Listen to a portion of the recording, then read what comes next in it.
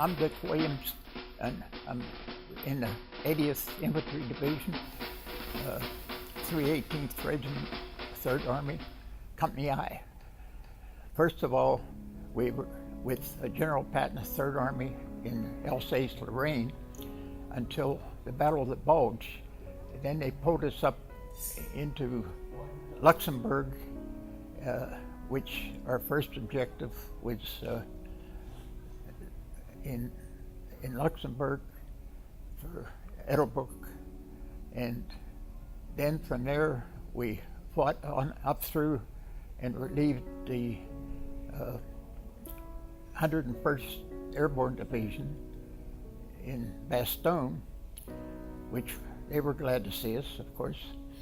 And then from there, after going through the Maginot line and the Siegfried line down in Alsace-Lorraine, we had to fight through both the Maginot and the Siegfried line again the second time around. So then we crossed the Saar River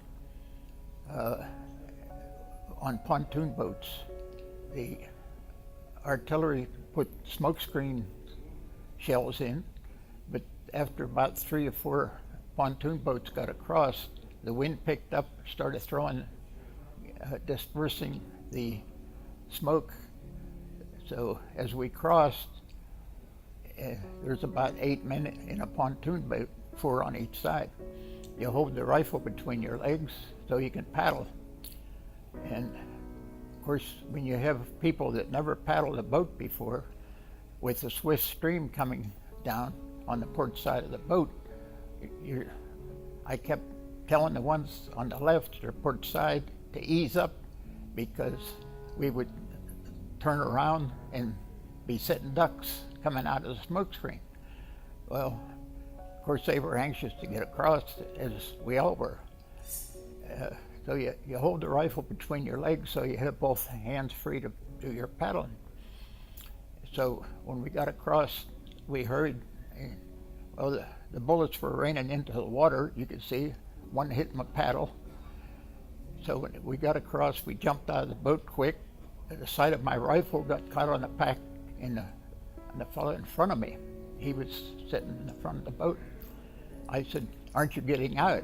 So when I turned around, I seen the blood running out of his mouth, so he took a bullet.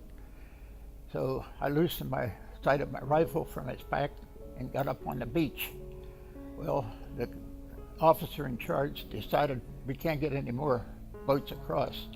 So about a dozen of us, he said, "Spread out, and we're going up over this hill, just shoot at random."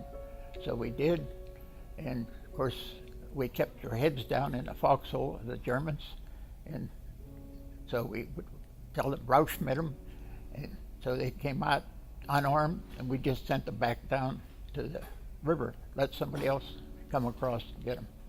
Now we held that bridgehead for about 8 days in cold 20 below zero weather. No sleeping bags, no blankets, and of course until they got pontoon bridges across to get equipment. That's where I froze my feet, because it was so cold. I didn't realize that I froze my feet, but I did break a tooth in my upper right jaw and on the seed in the fruit bar rash. So I went to the first sergeant and asked him if it wasn't too late to learn how to shoot left-handed. So he looked at me and said, "Okay, Popeye." I looked like Popeye with my right eye almost swollen closed. So he said there's a field hospital where the dentist jump in with the wounded and go back there. So after he pulled my tooth, he didn't ask me if I wanted a crown or anything special. So I asked the medic if I could get a dry pair of socks. And he said, "Sure, take off your combat boots." So I had taken off my combat boots, my socks, and when he came back, he said, "You're not going anywhere." I said, "Why?"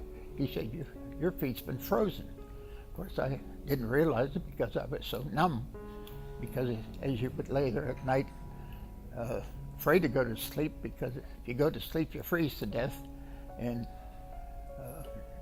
you might doze off for a few seconds and wake up quivering and shaking. And so anyhow, he looked at my tag and said, "You're back here for a dentist. You have to go back up and get re-tagged or they'll think you deserted." So I went back to my outfit, they re-tagged me, and I came back, jumped out of the ambulance, and the medic looked at my tag and said, "What are you doing on your feet?" Well, I said, "I'm an infantryman. We're always on our feet." He said, "No longer. Get on that stretcher." He said, You're going to lose your feet if you bruise them anymore." He said, "Gangrene will set in. They'll cut your feet off." So they hauled us by train back to France to a general hospital. And I must have slept for 2 days and 2 nights being so exhausted. And when you sleep in which they called a trench foot ward, they fold the bottom of the sheets up like you do in a bed when you fold them down from the top to let your feet stick out. That helped the circulation. And then they give you therapy for your feet. And then they take you on hikes. Of course, our feet would swell up. But I asked the fellow in the bed next to me, as the doctor in the ward was saying he was going to send some of them over to the United Kingdom. I said, "Boy, I hope I get sent over there. That'd be great." He said, "They're going over to have their feet amputated." So I said, "I just changed my mind." So after 60 days, we got discharged out of the hospital, but they put us in quartermaster outfits, limited assignments. So I never got back to my infantry division. And so from there on, we got moved around after the war was over on point systems to go home. And we were getting preparation to get sent to the Japanese invasion until we heard about the atomic bomb, which was, in my mind, the best thing that ever happened because it saved a lot of lives, and including my own. So we came back about January of '46. We returned to the States. So that's my story.